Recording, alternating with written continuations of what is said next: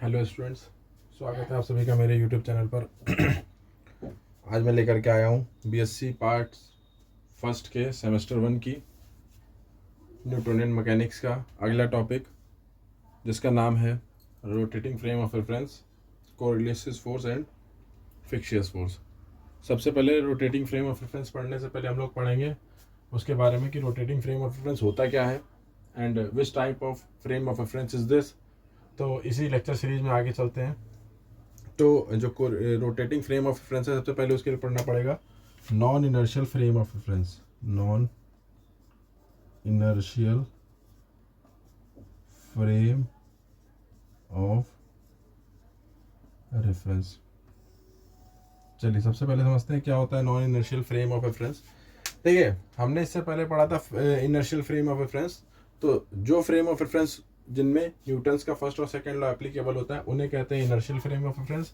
And those frame of reference जिसमें Newton का first और सेकंड लॉ होल्ड नहीं करता है, that is called non inertial frame of reference. कहने का मतलब, if we are not applying any kind of force on a body but still acceleration will not be equal to zero. अगर हम किसी body पे फोर्स ना भी लगाए बट उसका एक्सेलरेशन जीरो नहीं होगा, फोर्स जीरो होने पर भी उसका एक्सेलरेशन जीरो नहीं होता, तो इस तरह के फ्रेम ऑफ रेफरेंस को non inertial frame of reference, या इसी non inertial frame of reference को लोग एक्सेलरेटेड फ्रेम ऑफ रेफरेंस कहते हैं। Accelerated frame of reference. तो इनर्शियल फ्रेम ऑफ रेफरेंस को एक्सेलरेटेड फ्रेम ऑफ रेफरेंस भी कहते हैं। Sorry, non inertial frame of reference को हम एक्सेलरेटेड फ्रेम ऑफ रेफरेंस भी कहते हैं। चलिए समझते हैं कैसे इसका क्या होता है। तो सपोज कर लेते हैं कि सपोज कर लिया ये कोई एक फ्रेम ऑफ रेफरेंस है which is inertial and we name it with S having the origin O. Now suppose there is a frame of reference S dash which is moving with constant acceleration A or maybe A naught in positive x direction, and there is a particle P in this frame of reference. There is a particle P in this frame of reference. This is O and this is O dash and this is frame S dash. Now इस frame का नाम क्या देते हैं? S dash. तो देखिए, हमने मान लिया कि एक फ्रेम ऑफ रेफरेंस एस है and there is another frame of reference S dash which is moving with constant acceleration A naught and there is a particle P in this frame of reference S dash. अब inertial frame of reference के बारे में जान लिया कि force zero होगा तब भी एक्सेलरेशन जीरो नहीं होगा, तो इसको कैसे समझेंगे? तो देखिए, कहने का सेंस ये है कि जब आपका फ्रेम मूव करता है कांस्टेंट एक्सेलरेशन से, तो इस पे जो पार्टिकल P है उसकी पोजीशन अगर हम O से डिफाइन करें, so that will be R inertial. इसको हम इनर्शियल फ्रेम ऑफ रेफरेंस मान रहे हैं। And the position with respect to O dash will be R non inertial and it is moving with acceleration A। तो होता क्या है कि देखिए, जैसे मान लीजिए कि ये फ्रेम ऑफ रेफरेंस मूव कर रहा है, अब इसमें कोई पार्टिकल P है, तो ये पार्टिकल P जो मूव कर रहा है in the frame of reference O dash S dash, तो अगर हम एस से देखेंगे तो इस पर कोई फोर्स नहीं लग रहा। Mean to say while we see from S frame of reference, इस पर कोई भी फोर्स नहीं लग रहा, means to the force acting on them it is equal to zero. But ये जो एस डैश फ्रेम है जो नॉन इनर्शियल है और एक्सेलरेशन ए नॉट से मूव कर रहा है, इसमें से जब इसको देखते हैं तो ऐसा अपीयर होता है कि इस पर एक तरह का एक्सेलरेशन एक्ट कर रहा है a nought in the opposite direction. और अगर इस पार्टिकल का मास m है तो इस पे फोर्स एक्ट करने लगेगा, दैट विल बी माइनस का m A not. So this is the force which appears to be act on the particle P when it is seen from frame of reference S dash. This kind of force is known as fictitious force. This is called fictitious force. Mean to say ये force actually में act नहीं कर रहा, but it is acting because the frame of reference S dash is moving within constant acceleration a naught। और जब हम उसमें से इस पार्टिकल P को देखते हैं तो ऐसा अपीयर होता है कि पार्टिकल P पर एक एक्सेलरेशन लग रहा है जो कि डायरेक्शन अपोजिट है to the moving frame. So the force acting on the particle in that case is minus m a naught and such a force is known as fictitious force. तो ये force real में नहीं होता है, ये appear होता है उस बॉडी पर, तो इस फोर्स को हम लोग इसीलिए कहते हैं फिक्शियस फोर्स। चलिए, तो क्या किस तरह से इस फोर्स की वैल्यू निकलती है वो देख लेते हैं हम लोग। देखिए, अगर हम लोग यहाँ पर सेकेंड इक्वेशन ऑफ मोशन लगाएंगे, so that is R inertial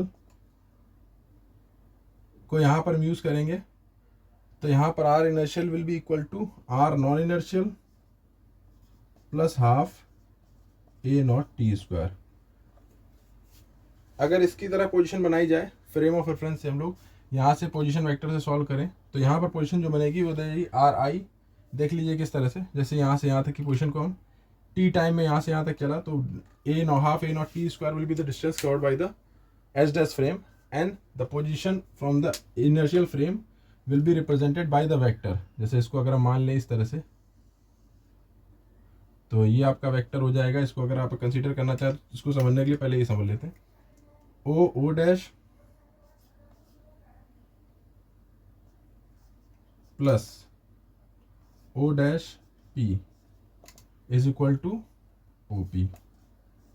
ये हो गया वेक्टर के ट्रायंगुलर मेथड ऑफ एडिशन से। अब इससे भी आप देख सकते हैं O P is equal to R I is equal to Rn and it is moving with acceleration a naught, so that will be a naught t square। तीनों की डायमेंशन जो है डिस्टेंस की डायमेंशन है। Now differentiate with respect to t,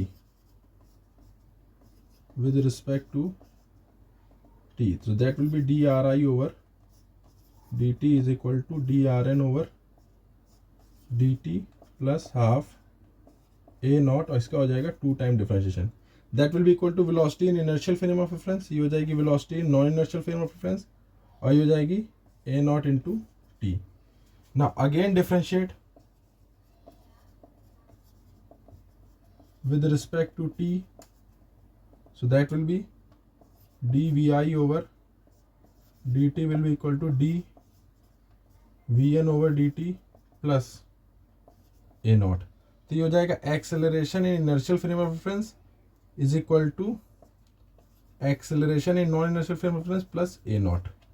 तो ये हो जाएगा acceleration in inertial frame of reference will be equal to acceleration in non-inertial frame of reference plus a naught। तो देखिए non-inertial frame of reference जो है उसका acceleration हो जाएगा यहाँ पर, इसको और सॉल्व कर देंगे तो a n will be equal to a inertial frame of reference minus a naught, and this is a naught is the acceleration of the non-inertial frame of reference। Multiplying with mass, multiply with m, then m a n m a I minus m a naught, so that will be equal to m I m a naught। इसको और solve करते हैं तो आपका ये बन जाएगा formula force का।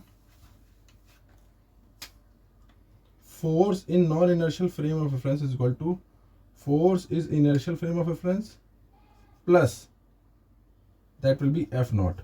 This F naught will be termed as the fictitious force। This F naught is equal to minus M A naught। This is fictitious force।